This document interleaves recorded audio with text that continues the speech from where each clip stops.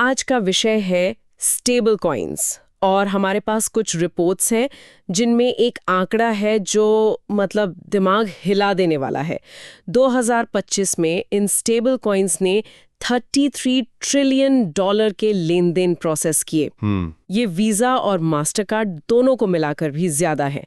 तो चलिए आज इसी की तह तक चलते हैं और समझते हैं कि ये डिजिटल सिक्के आखिर कर क्या रहे हैं। बिल्कुल। और यहाँ सबसे दिलचस्प बात यह है कि कैसे एक नई डिजिटल संपत्ति पारंपरिक फाइनेंस के सबसे बड़े नामों को सीधी चुनौती दे रही है। ये सिर्फ टेक्नोलॉजी नहीं है, यह शक्ति का एक नया समीकरण है। सही कहा। तो चलिए सबसे बुनियादी सवाल से शुरू करते हैं। ये स्टेबल कॉइन्स आखिर हैं क्या? क्रिप्टो का नाम सुनते ही तो कीमतों में जबरदस्त उतार चढ़ाव का ख्याल आता है। और यही वो समस्या है जिसे स्टेबल कॉइन्स हल करने के लिए बनाए गए थे।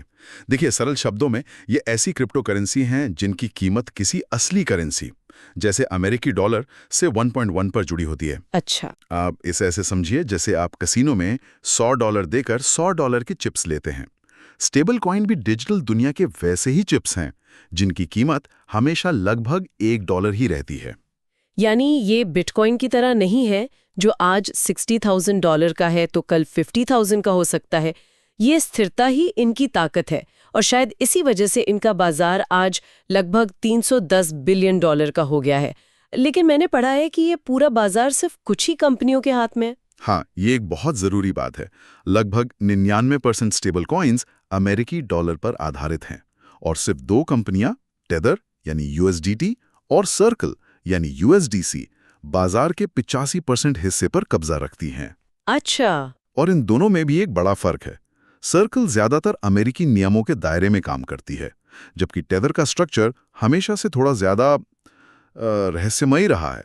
एक मिनट, अगर ये इतने स्थिर है और हमेशा $1 के बराबर रहते हैं तो फिर लोग इनके जोखिम की बात क्यों करते हैं? मुझे लगा था कि सारी समस्या ही अस्थिरता की थी। जोखिम बिल्कुल है, क्योंकि स्थिर होने का वादा हमेशा सच नहीं होता।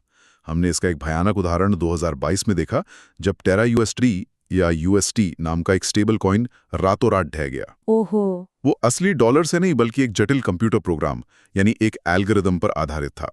उसका वादा था कि वो हमेशा $1 का रहेगा। मतलब उसकी स्थिरता के पीछे कोई असली पैसा नहीं था, सिर्फ एक कंप्यूटर कोड का भरोसा। बिल्कुल। और जैसे ही लोगों का भरोसा टूटा, वो ताश के पत्तों की तरह ढह गया। सिर्फ 6 दिनों में निवेशकों के $40 बिलियन स्वाहा हो गए। बाप रे, इस घटना ने तो पूरी इंडस्ट्री को हिलाकर रख दिया होगा। और सरकारों को जगा दिया। तो इसी के बाद शायद नियमों की जरूरत महसूस हुई होगी। हाँ, इसी घटना ने 2025 में अमेरिका में जीनियस एक्ट को जन्म दिया। अब कानून कहता है कि हर स्टेबल कॉइन के पीछे 1.1 का कैश या फिर सुरक्षित अमेरिकी ट्रेजरी बिल्स जैसा कोई एसेट होना अनिवार्य है। अच्छा। इस कानून ने टेरा USD जैसे एल्गोरिदम पर आधारित डिजाइन को लगभग खत्म ही कर दिया है। अब कंपनियों को दिखाना पड़ता है कि उनके पास पैसा है। तो इस जीनियस एक्ट के बाद जब ये पहले से ज्यादा सुरक्षित हो गए हैं तो लोग इन्हें असल दुनिया में कहाँ-कहाँ इस्तेमाल कर रहे हैं? इनके कई इस्तेमाल हैं। क्रिप्टो ट्रेडर्स इन्हें अपने डिजिटल कैश की तरह इस्तेमाल करते हैं। लेकिन सबसे बड़ा इस्तेमाल है विदेशों में पैसे भेजने के लिए। जहां पारंपरिक बैंक वायर में हजारों रुपए और कई दिन लगते हैं, वहीं स्टेबल कॉइन से ये काम कुछ ही मिनटों में और बहुत कम लागत पर हो जाता है। वाह।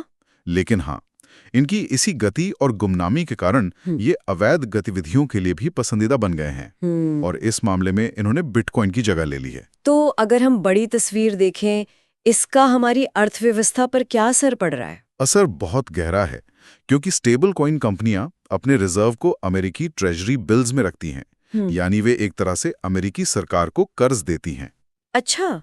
आपको जानकर हैरानी होगी कि आज टेथर जर्मनी और दक्षिण कोरिया जैसे बड़े देशों से भी ज्यादा अमेरिकी सरकारी कर्ज रखता है। ये तो अविश्वसनीय है। यानी एक प्राइवेट कंपनी जो किसी एक देश के नियमों से पूरी तरह बंधी भी नहीं है, वो अब अमेरिका की अर्थव्यवस्था में एक बहुत बड़ा खिलाड़ी बन गई है। सही पकड़ा। इससे एक तरफ तो अमेरिकी डॉलर की वैश्विक शक्ति और मजबूत होती है, लेकिन इसका दूसरा पहलू ये भी है कि अगर कल टेथर जैसी किसी बड़ी कंपनी पर कोई संकट आता है तो उसका असर सिर्फ क्रिप्टो बाजार पर नहीं बल्कि पारंपरिक बॉन्ड मार्केट पर भी पड़ेगा। बिल्कुल, ये जोखिम अब जुड़ चुका है। तो संक्षेप में स्टेबल कॉइन्स पैसे की दुनिया में एक क्रांतिकारी और शक्तिशाली तकनीक है जो अब नियमों के दायरे में आकर ज्यादा सुरक्षित हो गए हैं, लेकिन जोखिम अभी भी बना हुआ है। बिल्कुल। और यहाँ सोचने वाली बात यह है, ये नियम भरोसे के झटकों को संभालने के लिए बनाए गए हैं, जैसे टेरा यूएसडी का पतन। लेकिन क्या वे टेक्नोलॉजी की अपनी खामियों से बचा सकते हैं? मतलब? एक रिपोर्ट के अनुसार सिर्फ 4 महीने पहले एक एक्सचेंज पर एक छोटी सी तकनीकी गड़बड़ी के कारण स्टेबल कॉइन्स में $19 बिलियन का नुकसान हो गया, जबकि सैद्धांतिक रूप से उनकी कीमत स्थिर थी। ये हमें याद दिलाता है कि इस नई दुनिया में जोखिम सिर्फ भरोसे का नहीं बल्कि कोड का भी है। म्यूचुअल फंड निवेश बाजार जोखिमों के अधीन है। योजना से जुड़े सभी दस्तावेजों को ध्यान से पढ़ें।